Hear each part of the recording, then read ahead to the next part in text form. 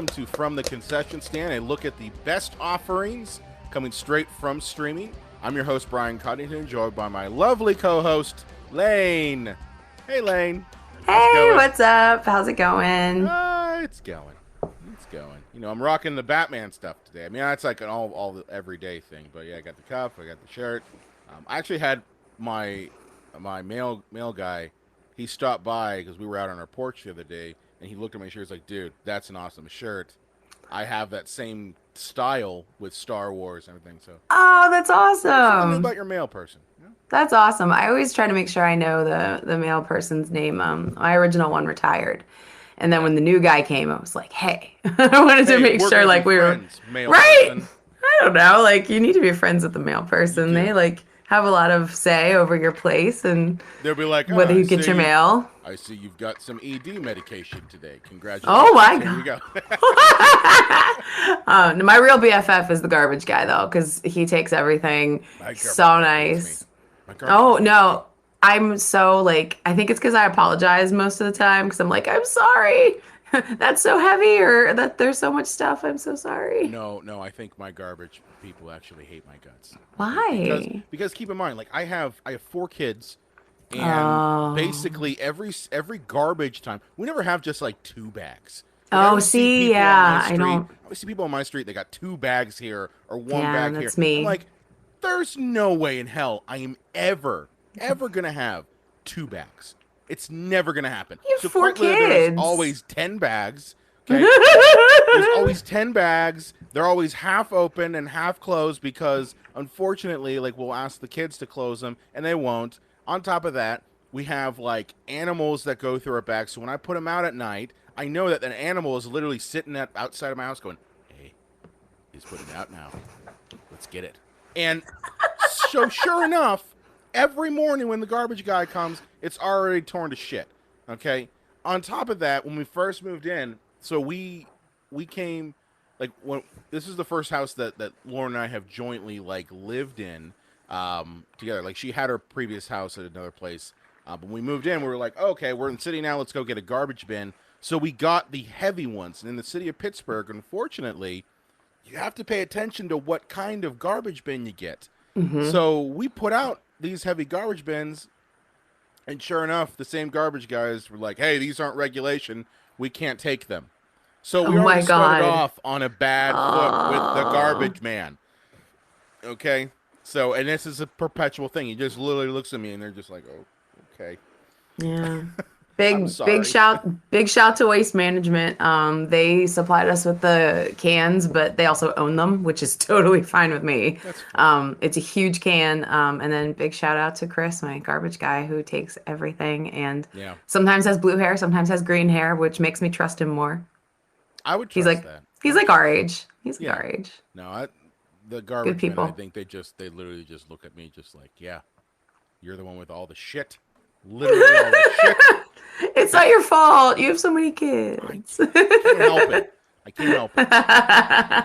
But anyway, That's funny. after we spend, I don't know, the past 3-4 minutes talking about garbage cans. Listen, it's important This stuff. this week we are diving into the world of Fear Street.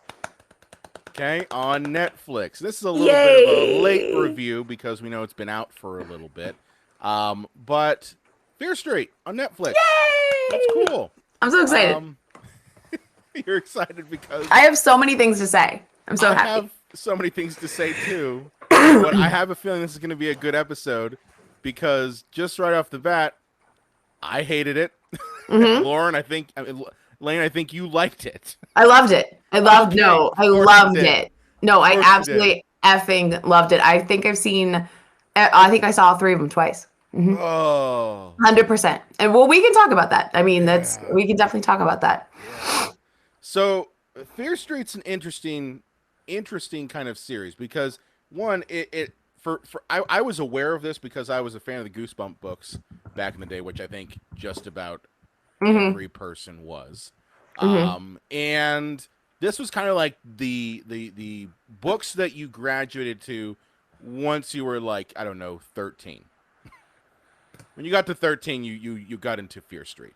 Right. Because the Fear Street books, for the most part, They had, more adultish situations in there. The gore was pretty much grisly. These books were, for the most part, geared towards teenagers. And when Yeah. I was 8 years old, I think I was 8 years old, I would like try to sneak these because my mom thought they were like trashy. And she was She thought like, they were trashy. yeah, she wouldn't like me reading them. So it was like these ones and like Sweet Valley High. She didn't like me Oh, reading them yeah. like real young. And so I was like, if I read them at the library, she'll never know. Such a nerd. Oh my goodness, such a Yeah, I'll, nerd. I'll be honest. I never really got into the Fear Street books just because, like, for me, you know, Goosebumps was kind of my outlet for the longest time, and then I kind of jumped to movies, so I was watching like all the horror movies at the time, and then also reading Clive Barker. So, like, if you read Clive Barker stuff, that's a whole other level compared to Fear Street. So I kind of jumped to the grown up horror. But a lot of people, like my wife, was into Fear Street. She read the books too. Hmm. And it's funny when we were watching this yesterday because I'm terrible. Um, she was like, "Oh yeah, yeah, I read this." I'm like, "How much of this is from the book?" She's like, a little bit here and there. There's some crossover there, but that was one of the things was just how does this compare to the books? Well, and that's one of the things that I thought was interesting is that I expected it to draw in some way directly, and honestly, the only real parallel I could really say is probably the book Lights Out, because that draws the parallel to the second movie, which takes place in Camp Nightwing, which is the camp bit. Right. And the camp movie, and they actually filmed that one last. I thought that was interesting that they filmed that one last, even though it's the second installment in Yeah. this three-part series. So this is on Netflix, by the Yep. way. The Fear Street thing is on Netflix. It was three movies. It's still is three movies, but they were released a few weeks apart, and now they're all out, and that's why we waited because we wanted them all to be out Yep. so Jens could see them. This is going to be spoilery as shit because I can't live any other way. Um, They've been but out like, for a while, so it's okay. yeah, been out for like a month. Yeah. But Lights Out, I would say would be like kind of the strongest parallel, just because it's like camp and camp. I think the main counselor, I want to say her name was Holly in that. I looked Which this one? up The one for Shady Side or for no for Lights Out. the book? In the book. And so the Shady Side, Shady Vale thing, I feel like that mythology they just really created for the movies, and I thought that that was such a cool idea. So basically, in the movies, you have the town of Shadyside, which is taken from the books, and then you have Shady Vale Oh, Sunnyvale. or Sunnyvale, excuse me, Yeah. and Sunnyvale. These two towns, one that's very prosperous, and then one that is very not. And I thought that the book series was very rich and white. Ah. And I Well, thought it that was the the '90s, so and I thought well, and I thought the movie series did a really nice job of kind of like hinting at a few, socioeconomic issues without being overly preachy. I thought they were a little preachy. they were a little They preachy. were a little preachy. They were a little preachy, but people are stupid, so like sometimes you do have to like, hey, I things are get hard that. for people I get sometimes. that. So Honestly, like a lot of the whole, like in the first movie, you have this whole bullshit between the two towns, and it kind of literally erupts, but in the high schools, and it just hmm. reminded me of my high school experience, which I try to block that out on Oh, a daily basis. Because most high schools have some sort of rival. That's kind of what everyone does. And it's usually a bullshit rival. For my high school, it was North Allegheny. So, okay. and it was a constant thing of, oh, fuck those North Allegheny people, blah blah blah. And I'm just like, I don't care, like whatever. Right. So like when I'm seeing this at this what the hell was it, vigil that was being offered by Sunnyvale, and you see this fight break out between the football players of Sunnyvale and the combination of football players and band people and cheerleaders from Shady Side. I'm like, this is stupid. Like I mean, Well, That Well, was what's just me. interesting, what I think is interesting about it now, that being said, for my high school, when you were saying that, I was like, oh, who was our rival? But I went to the Sunnyvale in this situation. Oh, okay. There you go. But There you go. I was from a very small town, and my school, we were like the preppy school, but like, I was in a very small town. I went to Clarion, Yeah. area high school, and it was my school was like the snobby school because it was in an actual town and not like a cornfield. So Right. I mean the bar was low, but it was a very nice school. My seventh grade year it had been like completely remodeled and very nice. But See, I went to Seneca Valley, and at Seneca Valley, oh, basically, okay. you had a combination of Cranberry people, which was where I lived, and then you also had Zealy people and Harmony people, Oh, and okay. those people honestly would kind of lived out in the sticks. So, Sure. there was kind of an amalgamation, and they apparently all viewed North Allegheny, which was for the most part Wexford, Oh, okay. as like the preppy people, as the Sure. Sunnyvale. Like they had a McDonald's in their cafeteria, which I don't even know if that was What? true or not. That's I just don't know if that was. legend. I think that's just legend. Hmm. But yeah, so like that was the mentality, and like when I saw that scene in Fear Street Part One, I'm just like, this just reminds me of that, and Well, you know, well, if you'll remember though, so the opening scene of the first Fear Street movie, yeah, is actually really cool. It's a really cool action sequence. So I the did first like movie, that. I the did like first movie that. takes place in 1994. Yep. And the first character, and they're at a B. Dalton, which I totally forgot existed, by the way. My Makes wife cracked up the me minute too. the woman said "Welcome to B Dalton." She's like, "Ha, B Dalton." Right? I tell Lauren I was right there with her. I Yeah, died. I was like, "Oh my God, B. Dalton." I couldn't believe it. I So, completely forgot about B Dalton. right, there's an action sequence where the girl's working late.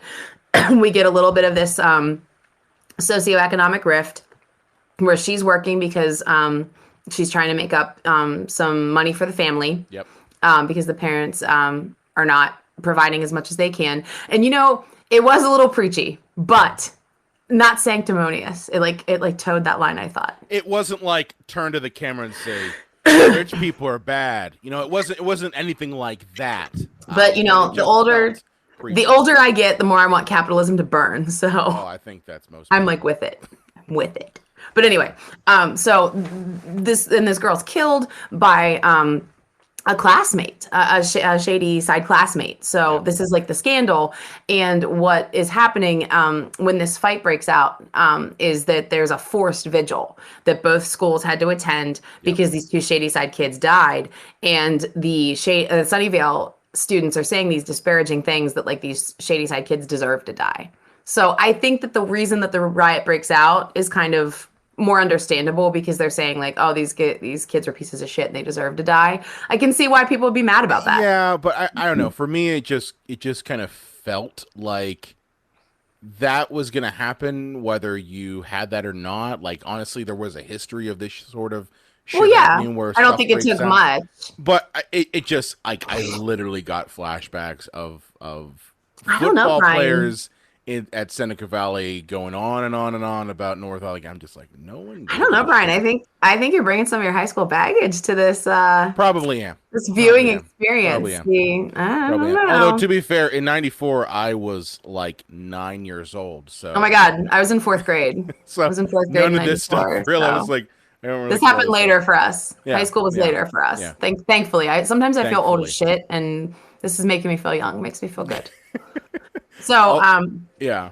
so we have our main character, Dina, who has just quit band, but she comes along on this journey because Hmm. she has to give some stuff back to her ex, Sam. And I liked the misdirection here, and then I liked how it wasn't a big deal. Yeah. But her ex, Sam, happens to not be the football player that we are expecting it to be, but rather Yep. the cheerleader, the blonde Yep. cheerleader that the football player has been groping this entire time. Yeah, that was really like weird. No, I thought it was good misdirection, honestly. The movies are so gay, and it makes me so happy. Yeah. They were so gay. But like it was so cool because it wasn't a big deal.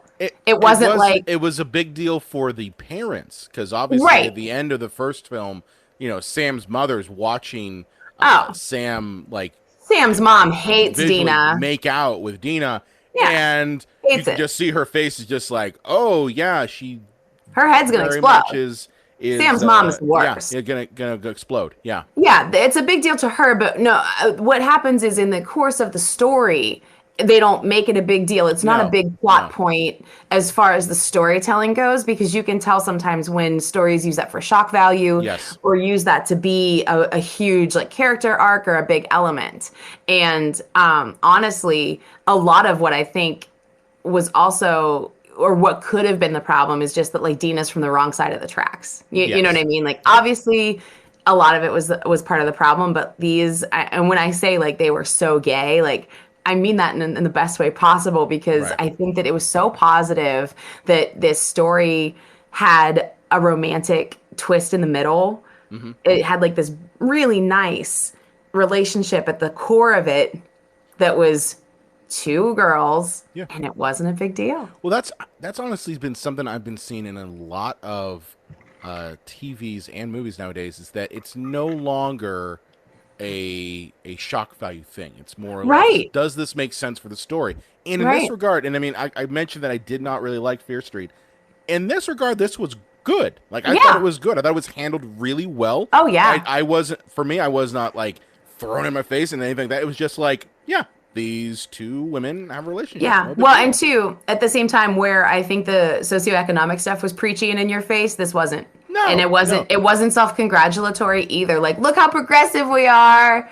Look how good we are. Yeah, That it wasn't was it either. very much done like, yeah, this is a real thing, and Mhm. I think it's funny because you have this perception that apparently only gay relationships didn't happen in the 94 90 in the 90s where clearly they did. Okay, Mm. but the media had basically just presented this whole view that didn't exist. Well, Um, I mean, we'll get to this in a minute, but I mean, those relationships have existed for a very long time. exactly. Well, have you ever seen that meme where it's like an old illustration of like, I don't know, I can't remember if it's the same sex, like male or female, but they're like literally like entangled with each other, Yeah. and historians say they were really good friends. But I mean, it's just funny because a lot of media from that time period, a lot of TV shows, a lot of movies, they never ever ever just displayed that. And I think it was mostly like people were like, "Oh yeah, well those sorts of relationships didn't exist until, the Ellen show." Like it's like right. Well, and it no, was used they've for been shock around and it's value, used for and shock value. yeah. And But I mean, I I'm thought not. this was handled really well. Thought it was Yeah, handled me really too. well. And even better than I think usually like a lot of like recent, even more recent shows like where that are like too self-congratulatory because like, I know that a lot of things that like Pretty Little Liars did like was in its own way like somewhat groundbreaking, but then just like totally derailed itself and ended up being such a disappointment Yeah. overall. Yeah. Yeah, I'm Marlene King. Yeah, you failed. You failed. Yeah. But I think that if we once we talk about like the third part as well, the core of the Yeah. story and everything, I think is really interesting. So basically, what they end up discovering is so after the fight, I don't even think they end up having the game, right? Like they just send everybody They home. don't even have the game. There's a giant fight and then there's a bus chase Right. for And so reasons. there's so Sam and her boyfriend get into like a car accident kind of based on the actions of Dina and her friends. And they veer off the road, I think on Route 5. I don't know why I remember that, but I think it's on Route 5. Like I said, I saw it twice.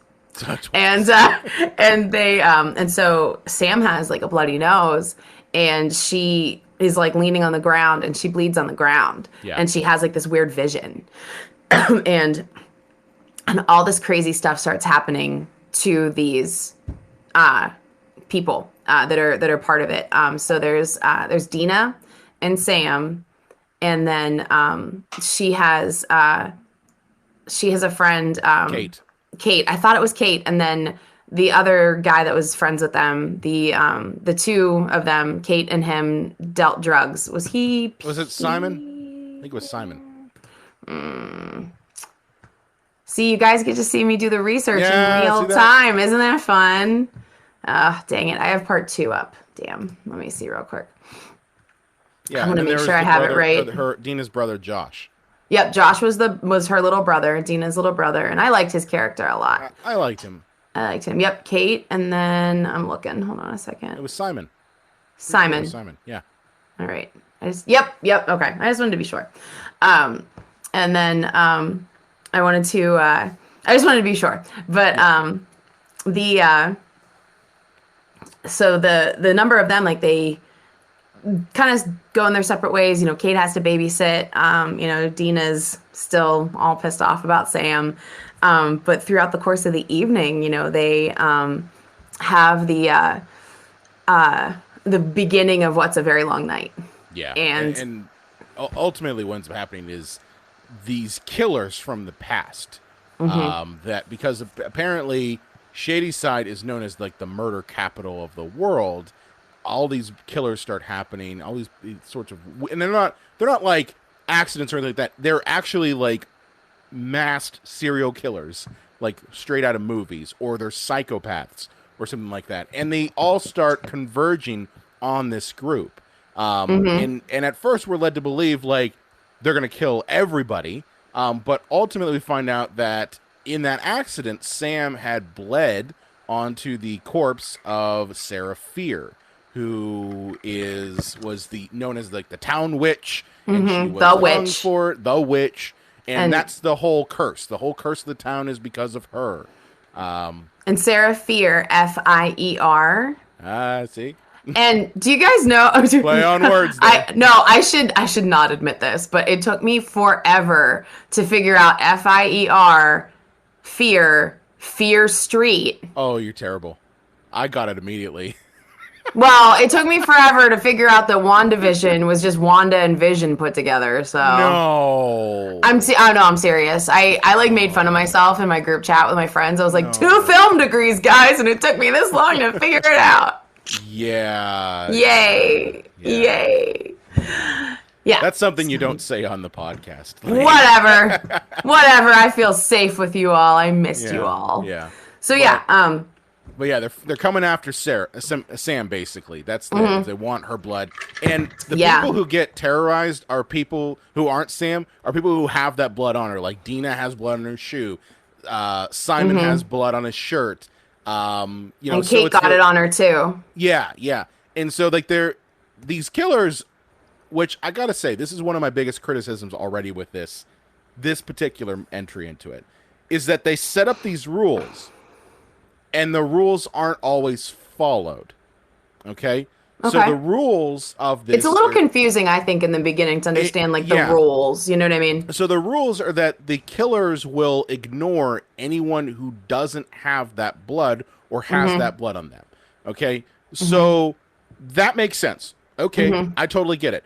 But there is a sequence at the hospital where the fake boyfriend, I say fake boyfriend because clearly Sam and Dina are the relationship. So the Right. fake boyfriend gets killed. Yeah. Okay. On top of that, a doctor gets killed, a nurse gets killed.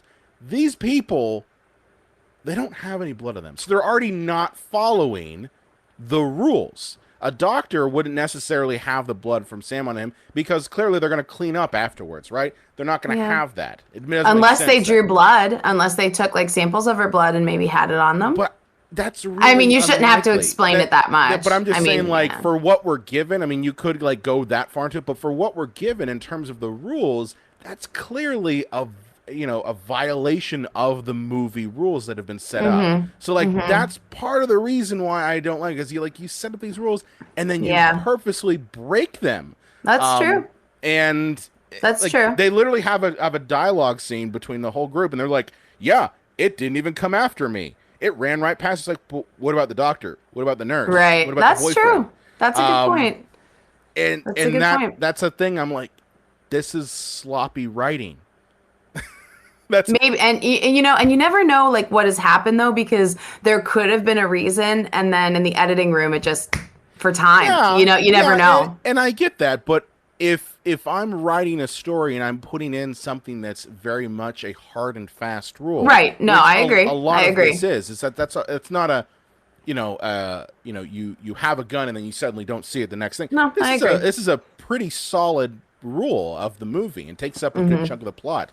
Like you Mm-hmm. actually have scenes further down the line where they're literally marking themselves with Sam's Yeah. blood, No, you're right. and I'm like, that's a core tenet of the rule. What That happened makes with the sense. hospital? So That makes sense. not to belabor a point, but I'm just saying No, I that's think that one of makes the sense though. things. And if that's one of the problems that you had, like I could see that. I have One a of the couple things that problems with I it, but that was one of them. well, one of the things that I really liked about it, and I think that this is something with horror that, if I may, Sure, Brian, go ahead, that I please. think you sometimes don't enjoy, especially when the genre kind of like goes in this direction. Yeah, I think when it's really campy and when it really leans in and when it's very ironic, I think that's sometimes a line that you don't enjoy. Because not like necessarily, not I mean, necessarily. but I always think about how much you don't like Scream, and Scream is so campy and so ironic and I leans in so I hard. there's a core reason why I don't like Scream. It has absolutely nothing to do with the camp level. It's because people liked it and you were mad. No, No, just it is kidding. because it, in my opinion, Scream was an inflection point in horror that led to the downfall of the Agreed. genre. That No, is I know why what I you don't mean. like it. It's not necessarily the movie itself. The Right. movie itself, I don't mind. Right. There's a lot of good I find from it, and I also see a lot of what paid off from New Nightmare, because New Nightmare was pretty much the proving grounds for Wes Hmm. Craven to take into Scream. And I Right. love New Nightmare. I'm one of the rare people that will look at New Nightmare and go, "Oh yeah, I totally buy into this world." I like the fact that we're seeing the I enjoyed actors, New Nightmare too, actually, and but I'm not super into the franchise, but I like that one. a lot of core Krueger fans hate New Nightmare, but I could see me, that. I really like it, Hmm. just because it does kind of go behind the scenes. So Hmm. I think though, what my issue is with Scream is just that the commercialization of horror kind of changed with Scream. It led to Hmm. kind of movies like I Know What You Did Last Summer, and then kind of Why led don't you like into that movie, Brian? Is it here's the because that thing. movie's hot, flaming garbage? That Yeah. movie's so bad, but I love it so much. Oh my God. It's so bad. It's so bad. It is, It's but I really love bad. it so much. It's Really so bad. bad. Really bad. There's not enough time to go over I know. why I Well, don't because it's not ironic at all how bad it is. But what I think is nice about the Fear Street, this in installments, like these installments, is Yep. like they have that nice line of like 90s irony, where it's like, okay, it's from, it's from the 90s, it's past, and everything, but they have like a nice storyline, and they are doing throwbacks from the past, especially in the second and third installments, where it's historical. In the third one takes place in Yeah. 1666. So I mean, I I get what they're doing, and in reviews of this from what I've seen, a lot of people like the fact that these films, at least the first two, really did kind of deconstruct those specific kinds of genres of horror. So, like in '94, you're clearly getting the Scream horror. You're getting that '90s slasher. That's it what was we're very seeing. and I will say too, for anyone, if you're still with us, like, and you don't mind spoilers, and you haven't seen it, like, they were quite gory. I thought, like, not They were. not bad, No, not bad. but But like I was suggestive and scarier than I expected. I was surprised by the level of gore because this is a Netflix thing. Well, So I find Netflix surprises me sometimes when, like, I watch something and I'm like, oh, the F word's in this a lot, or oh, this is gorier than I yeah, expected. But one of the things that I really liked, and I found this in the second one a lot, with Tommy, hmm when he would go to kill somebody. Yeah, and I had to think about Graduate School, Brian, with like the light you don't turn on. yep, It was so cool because you could see him like swing the axe and you knew what he was doing, but you didn't have to see the axe land to know what was happening. And I yeah, thought that that was really smart. You could see what he was doing, and you didn't have to see this gratuitous, skull split. I mean, we saw some skull splitting, don't get me wrong. no, he did. But Well, he kills like literal children. Right, but we didn't. But and we we don't need to didn't see it. watch him kill the No, children, and I no, was like, you know what? Well done, you guys. We didn't yeah, need to see it, and you just let us like yeah. kind of imagine it. And I And thought that that was cool. It was a that nice mix in of the that two. yeah, in that regard, yeah, it was that was definitely good. I like a lot of callbacks to like with the Tommy character, especially, you know, the way that he is chopping open doors is honestly a pull from The Shining. It Oh is yeah. 100%. You have that whole whip pan thing with him, Mm-hmm. lunging the axe into a door, and that happens also in part one as well. So I mean, you're getting a lot of callbacks into this. Um, Mm-hmm. I think at some point though, that's to its detriment. Do you think it was too Especially, referential? I think too much. I think too much. I think it was, and honestly, with with a movie centered around a year, that's gonna happen. Sure. The first one's called 1994. The next one's called 1978, and the Mm-hmm. Mm-hmm. following one's 1666. So Mm-hmm. clearly, when you're surrounding everything around a certain time frame, there is Mm-hmm. a danger that the self-referential stuff gets in the way. And I felt Mm-hmm. that not so much with the 78 one, but definitely with the 94. I felt that there were times when that self-referential stuff got too much. Sure. One of the big things that I hated about this, and I'll be the first to say, I think we talked about it before we started Mm-hmm. recording. Yeah. I hated the music.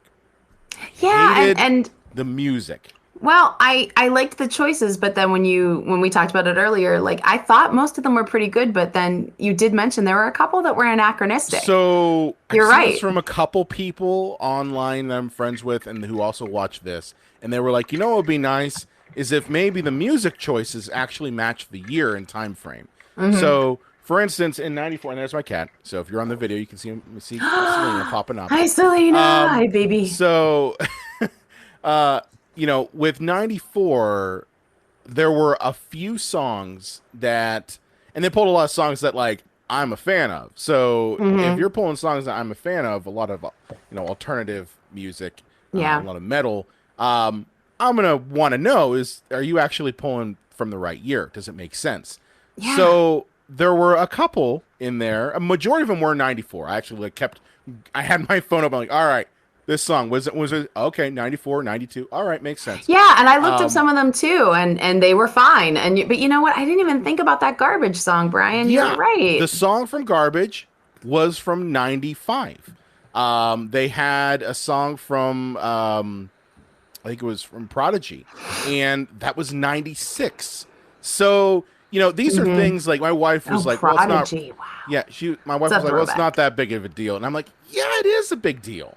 It is a big deal because if you build this whole world around what people are listening to, and it's diegetic sound, and it's part Mm-hmm. of the scene." Yeah. And you're jumping to something that hasn't even been released yet, it's going to stick out. Now, the average viewer is not going to notice it. They're not going to care, probably. But I'm a filmmaker, so clearly I am going to care. Well, yeah, and Um, too, you teach a lot of this stuff, and audio is one of those things that's really important that a lot of yeah, people discount. But yeah, no, you're right. I mean, the garbage song is one, and then and I'm looking this up now. yeah, More Human Than Human by White that, Zombie wasn't yeah, released that was until '95. yep, and then Your Woman by White Town wasn't even released until '97. Yeah, And then because Machine I Head. remember being a fan of that song when it came Yeah. out. I was like, yeah, And then that Machine was, Head by Bush was on yeah, their 94 album, but it wasn't released as a single until yeah. 96. So, So, I get it, but at the same time, you cannot put music in that isn't part of that time period if you're building an entire movie around a time period. hmm So like that's part of the problem, at least that I found. I also found that the music, I got what it was, why it was in there. I thought it was too much. There were times when literally you were jumping between different music tracks, almost like someone was in the edit saying, "Oh yeah, we got to throw another '90s hit in there," and yeah. it didn't make sense. It didn't make sense. It wasn't really motivated by anything other than just how many 90s hits can we throw into this movie. I kind of chalked it up to Dina being so damn moody. Yeah, but it wasn't She motivated had by so mood. many feelings. Yeah. Like I She think she had feelings all the time. She had so many but feelings. I think actually in the first time we're in the high school and we have that hallway scene, I think they jumped between 3 different songs. And it was like based on who was coming in. I'm like, that just Right. seems stupid. That Like, makes I'm sense. sorry, I hate to say it, just seems really, really stupid. Wow. And it distracted me from the story. And if I'm paying Right. attention to that sort of thing, I'm not paying attention to what the story is. In terms of acting, it was okay. Oh, really? Just that's- okay? Yeah. I thought that Dina was amazing. I thought she was so good, especially in the later episodes. So she was played by Kiana Madeira. Yeah. And when she played Sarah Fear, oh my gosh, I thought she was amazing. Like, I mean, she was like pulling out that like old accent and stuff. Yeah. Like, she was great. And honestly, the guy who played Sheriff Good, he was really good too when he was playing Which he one? was The Solomon. older one or the younger one? When he played Solomon. Okay. The older one. He played Solomon like in the end. Ashley Zuckerman Yeah. is his name. He was Nick Good, so he was the sheriff in the modern ones, but he was Solomon in the other ones. Or in the last one. I thought he was terrific because I honestly I was like, with this long hair, like I really can't even tell this is the same person because he had that like brogue down pat. Like I thought they were great. I mean, not everybody was great, but I thought they were great. I guess for me, it felt like our core group was good. But everyone else around him, like, I mean, I could not stand the Simon character. I just felt like he was annoying. He was very much a trope. I mean, and he just didn't last annoying. long. You know, he didn't last long. I thought that Kate was interesting, mainly because she comes off as the cheerleader, but she's also a drug dealer at the same Right. time. Well, but again, she's ambitious and she wants to leave Shady Side. Yeah. You know, she's only dealing drugs to leave town. I got so, that, and I think heart if of gold, I if I had guess. to pick one of my favorite, I would say it was Kate, who was my favorite out of, the leads in either of these films because she. I had a soft spot for Josh. I love me an underdog, and he like really Josh? leveled up because he was like kind of a weenie when the movie started, and he like bossed up like by the end, especially just even of the first movie, he like bossed up, and then by the end of the whole thing, like, you know, he was like really. He was with it. By the way, I'm pretty end. sure AOL Instant Messenger was not like the way they designed it. That seemed way too modern. I will agree. That seemed way too modern. I was like, that's. I told my That's wife not I'm like, 94. That is 1999. 1999. It did not. Right there. I bet it looked so bad in 94. They were like, we cannot do this. No one's gonna like even be able to make sense of it. Yeah. Honestly, I agree. But yeah, so I thought that the acting of a few of them were okay. But like, especially in the 78 one, I hated all of them. I really didn't like any of them. I think person who played Max in Stranger Things, I liked her. Oh yeah. The second one. In the second one, she what's her real name? Let's get her real name. I'm gonna grab it. Important to get real names here. She Sadie Zink. Yeah, Or Sadie Sink. So she played Ziggy I liked her. in the second movie. So we're at Camp Nightwing for this one. So she's Ziggy Berman, and then Emily Rudd played Cindy Berman. So they're sisters in this. And then Ziggy Berman's played by is it Jillian Jacobs? Yeah, Jillian Jacobs plays the older version. And it's interesting because I think it was supposed to be like I don't know if it was supposed to be a fake out where you don't know which sister is the one that lives, because you know C. Berman is the one that survives. Right. But I thought it was pretty obvious because the adult C. Berman, her dog is named Major Tom. Yeah. And then she's Ziggy as a kid. So I was like, okay, that's pretty clear who lives. Like, it's obviously her. I kind of was a dead giveaway there. The two the singer references. What the hell? David Bowie. Yes, thank you. Oh my God. Yeah. See, I like it when we record at night because I'm not stupid at I night. know. In the It's morning, okay. I'm stupid. It's okay. I don't know, but with the 78 one, it just felt like we were getting, what the hell's a Friday the 13th, and Well, yeah, I the mean, it did level feel of like Friday the acting 13th, and was like Friday the 13th. it did feel a little like that, especially like so the mean girl at camp, like she wasn't a very good actress. No, I felt like the foil, I guess, to Cindy, that used to be her friend Alice. she was annoying. She was I didn't well, like her. she was very much a stereotype, I thought Yeah. too. Like, just like she was a very Why aren't we stereotypical friends character. anymore? It's like, okay, like I'm I just gonna be mean to you. I guess it's for me like most of these characters I didn't care for. So, and if I'm the audience and I don't care, like It's a problem. It's a problem. I didn't care Yeah. when any of them died. I was like, all right, whatever, because they Yeah. just seemed and they acted like stereotypes, and I know that's Right. what they were going for. But Right. like, how many times do we need to see, this camper having sex and that whole thing? It's like I don't care. Yeah. Well, for You the know? second one, like I said, I thought that it was very artfully done, Yeah. with the murder. No, the Because murder parts were good. I like that. But I mean, I'm just saying, like the acting itself. the acting wasn't as good. It aside wasn't as from- good. From I Sadie didn't Sink. think. I really didn't care. I mean, Yeah, it wasn't as even- good. Well, even the sister was like, like Cindy was like, "Oh, well, you're a monster" when she's talking she was to kind of whiny. Ziggy. I'm like, She was kind of whiny for sure. it's like But I you're thought gonna I die. thought Like, I did think young Nick Good was. I thought he was pretty good. He didn't have a huge part, but I thought he was pretty good. The one that played the thought young. it was. I thought it was nice to see that character, not a complete dick, because clearly Yeah. in '94 he's a complete dick. Oh, and yeah, I should say this too. I wonder if one of the reasons why I liked this so much is okay. So I was hanging out with a number of my really good friends that day, and especially one of my friends who lives really far away, and she was in town, and the three of us went, and we had like a pool day, and we came inside because we knew it was going to storm, and we watched the first one during this like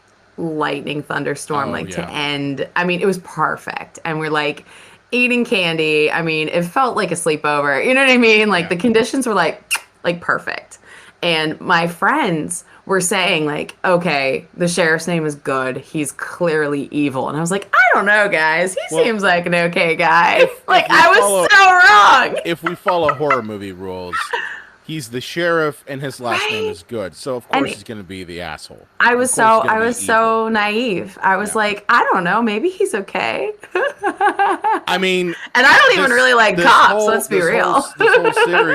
this whole series has been, meta in tackling kind of the genre tropes.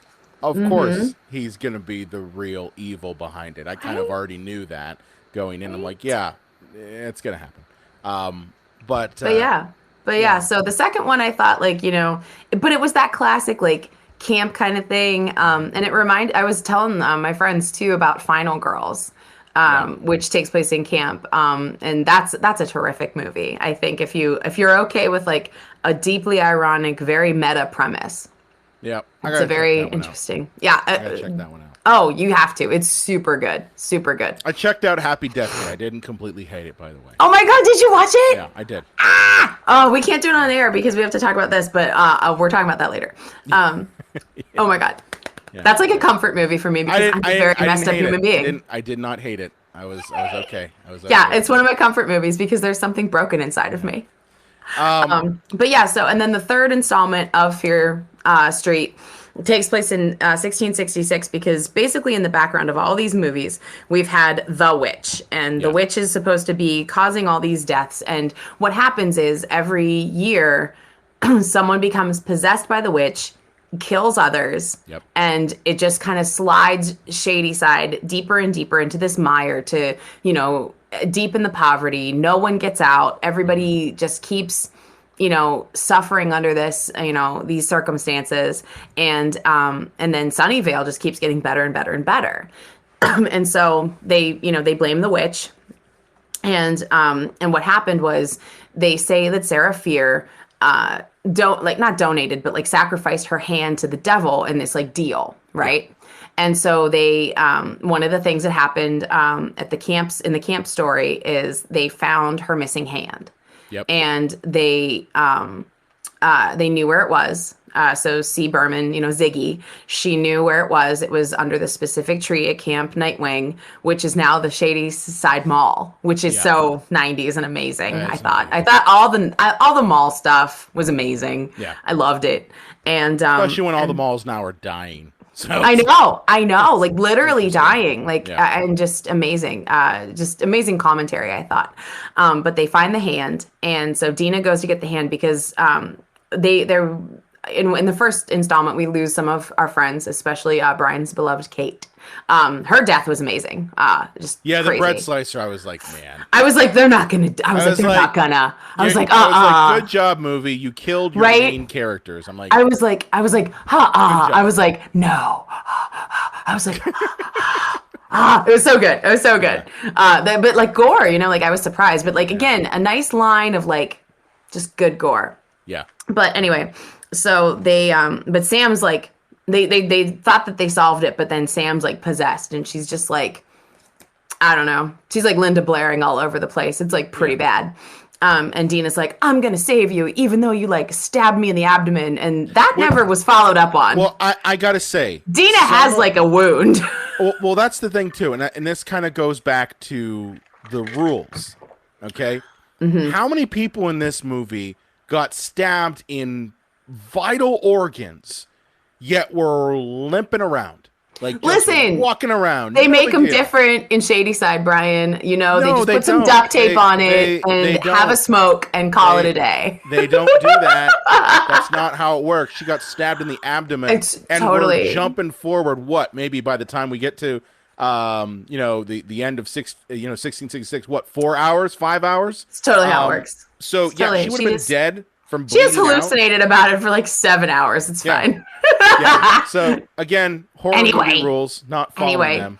Anyway, so cool. But they find the hand of Sarah Fear, and then since the kids during this car accident had found Sarah Fear's body, Dina, They connect them. unites the hand with the body, and then has, like I said, this like 7-hour hallucination. Which I mean, it must have been like a 7-hour hallucination. And we like go into the third movie of 1666.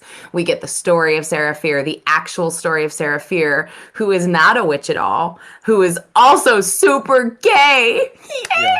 She's But like in love with the pastor's even daughter. It's even worse than 1994 because they kill you back then. Oh yeah, fuck that. That's Yeah, even worse. so bad. Because Sarah Fear's in love with the pastor's daughter. It's like a whole thing. And this is where we see the beginning of like the goods and the fears. And I think this is actually from the books, but I think it's reversed because I think the fears sacrifice the goods in the books. I think maybe. I don't know. Yeah. But anyway. But I don't think it's like a huge thing in the books. I don't know. Anyway. But the basically the whole thing is like from olden times, and we see like the kind of like the beginning of what happens, and this strange stuff starts happening, and we do see and so the cast from all of the previous movies are now in 1666 as like almost like placeholders, and it's cool because you see like in reflections we see Dina. Yeah. But it's sometimes Sarah Fear, who's, this completely different person, but you can tell that Dina's having her experience. I thought that was really trippy and cool. That I part was really liked interesting. that. I mean, I you thought that also was could neat. take the other side and say that these people are also descendants of those people. So you can kind of Yeah. go either way with it. That's kind of neat. I didn't think about That's that, a Brian. lot of movies will Yeah, do that. They'll cast that's the neat. same actor who was in a present time, and then have them basically do a different role, like their descendant, their great Right. grandfather, or Right, and in the grandmother. Goods case, that was certainly the case because Solomon Good was obviously like down to Nick Good. Yeah. And so basically, and this was so interesting to me because we're blaming this this young woman, this witch, for all these bad things that have happened in this town like all this time, and what it ends up being is this this man has practiced witchcraft to try to get his land to be more prosperous.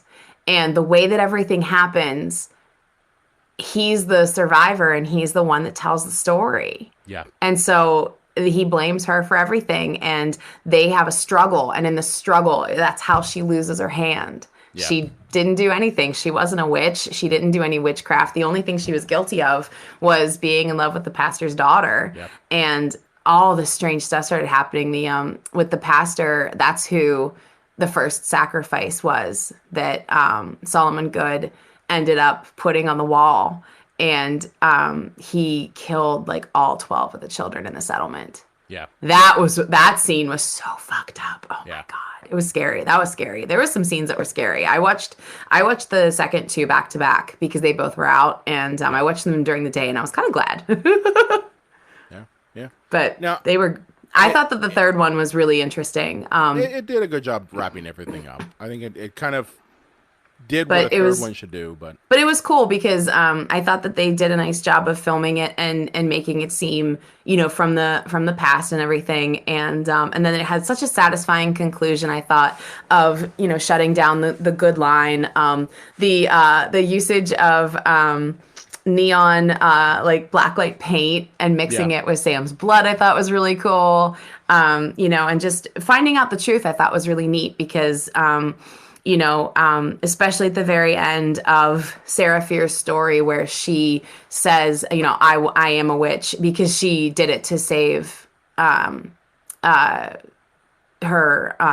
girlfriend's life. Yeah. Because she said it was just me. I bewitched, the daughter. I bewitched her. It was just me. Spare her. Yeah. And then she says, and then this is when she kind of puts on the curse. The truth is your curse, and I will haunt you. I will follow you. I will find you wherever you go.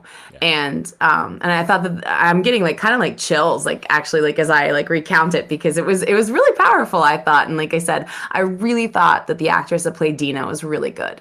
I thought that she was very talented. I think she was a she's highlight, and especially in the third one. And she's worked quite steadily since like 18, and I'd never seen her in anything before, but she's really good. But then I thought that the ending was really satisfying because of the final, I don't know, the boss fight, I guess, if you want to call it that, with It is. then with That's what Jillian Jacobs and with C. Berman and Josh, the little brother, and then they loop in the security guy. We never talked about the security guy, but he got in trouble a couple of times with with the sheriff, but the sheriff kept blaming him for everything and like planting things on him, and we find out obviously that Nick is Nick Good, the sheriff, is just a piece of shit and part of the the sacrifices that have been made, and that's why his brother's the mayor and all that stuff. But then the way to end the curse and to get Shadyside where it needs to be is to kill Nick Good, and so that's what Dina has to do, and in doing so she saves Sam, and then and it's cool because there's like a little news clip at the end saying that like Sunnyvale's like starting to turn under.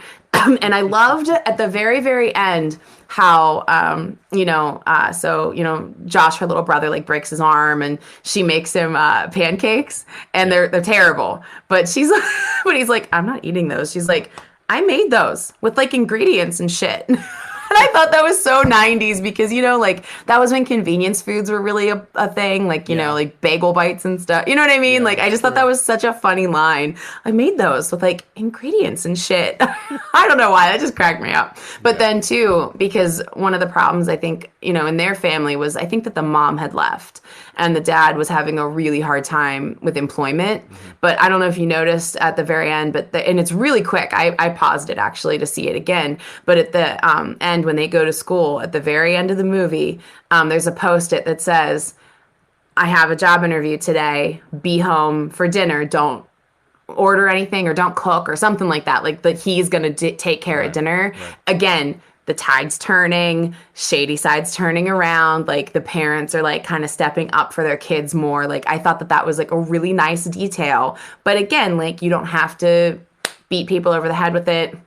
I liked those subtler, finer details of seeing like a plot change or like things like move around. I thought that was really cool. And then at the end, she and Sam get to go, they go to where Sarah Fierce's like burial places and like, pay more homage to her and everything. And I just, that's how it like wraps up and everything with the third movie. I can see why people like. For me, maybe it's because of the fact that I watch a lot of horror movies, and um, I just I could not really get into this series as a whole. I just couldn't. There were things that I'm like, okay, yeah, that's good here. The gore was a nice, refreshing thing to see that, because more often It's than just not, well done. especially for something that is, I would say, directed at young adults, because I think this was kind of for the most part directed at the same audience as the original Fear Street books. Um, I think for us though too, like definitely like the '90s throwbacks. They were yeah, like, but at the "Hey, same we see time, you. We but at the see you, same 30 year time, olds." like my stepson, he's 13. He liked this series. Oh, He cool. watched it. He liked the series. He watched all three of them, and I think for him, it's more or less like, oh yeah, the '90s were cool because everyone tells me the '90s are cool, and it's nostalgia's now a thing. Like back in our day, it was the '60s and '70s. Everyone was wearing fucking bell bottoms again, and Yeah. the big platform shoes. So like, it's the same sort of thing. At least kind of what I Yeah. found. So he liked that. He liked the series all around. But like Lauren and I, we were watching. We're just like, this is not that great. I don't know. I loved it. And maybe it's because like it felt like, Yeah. like that sleepover feel, like I I said, get I watched that. the first one I with my get that. friends and I don't know. And I don't really watch like a ton of horror, but this is the horror I like, where it's like, tongue in cheek, it's funny, Yeah. in parts, but like also just, also like, it was scarier than I expected, like, for a couple of my friends who don't have like a very strong stomach for this sort of thing, not the friends I watched the first one Yeah. with, but other friends, I was like, I don't think you'll enjoy this. Yeah. No, 'Cause it I was a little thought more that than. the gore part was a highlight because most movies nowadays try to appeal to the largest Yeah, and they spectrum of really people, water it down. and they water it down. But Agreed. this one especially felt like they did not do that. It was genuine. I thought it was really Yeah. genuine. But yeah, no, I liked it too. And honestly, I don't know. I guess the global pandemic Lovato just like broke me inside because I can't watch anything like fluffy or fun or yeah, I don't I mean No like I fun started things ever. I started last year with like true crime, like Yeah. with Cold Case Files, with the new reboot of that, and then the new Unsolved Mysteries last year, and like just true crime out the ass last year. I can't watch anything like soothing or comforting. I'm broken. It's fine. It's fine. I mean, the nights a week that I accidentally eat goldfish crackers in bed for dinner, like that's a classic snacksident, right? Snacks Like, in. I mean, like that's like my life. Like I don't Yeah. like we're still. I mean, we're still like sort of in the pandemic, I guess, and like, but like this is the kind of thing that I Depending who watch you now. ask. It's depending who you ask. Some I people will mean- say, "Oh no, it's gone," and then I mean, other it just people will feels be like the world's on fire still. It's fine. it's still- but it's fine. It's just smoldering now. It's not a The full embers, 10 right? Yeah, it's smoldering. Let me just grab some marshmallows real quick. Maybe that's what I'll have for dinner instead. But We're at I just smoking level. We're not Right. at light the coals up level where you got a roaring fire. No, we're at the smoke. That's fine. where we're at right now. everything's fine. Yeah. But Everything's I mean, fine. just starting last year, I haven't been able to watch anything that's like Yeah. nice. I And can so like this is probably like the nicest thing I've watched in a long time. It's sad. Well, because it had like a nice love story in it. yeah. Well, I don't know. I loved it. Everybody just watch it. Don't listen watch to it Brian. and decide for yourself. Again, someone who is a die-in-the-wool horror fan might not like this. They might have the same reaction I did. But definitely kind of decide for yourself. I think that if you're a fan of this series already, the books, then you will totally buy into it, and you'll totally buy into the world. But again, for me though, there were more negatives than I found as positives. So that's just kind of how I was though. But you decide for yourself. You decide for yourself. With that said, let's wrap this sucker up here. Lane, where can they find you at on social medias? You can find me on all the social medias at _LadyLane_. Awesome. You can find me at Brian Content. I also run our main podcast, the Cinema Psycho Show, at psychoshow.com or Psycho Show wherever you look on Facebook, Instagram, or Twitter. You can also find us, especially on the Epicast Network, epicastnetwork.com. If you have a favorite TV show, if you have a favorite movie that's only on streaming, and you want to let us know about it, or let us know about a question, maybe you're like, fuck you, Brian. Fear Street is awesome.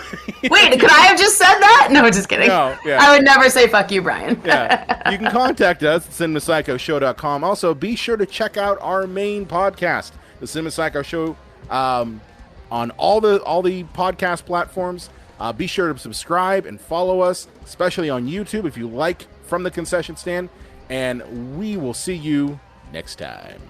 Thank you, Robert Lawrence.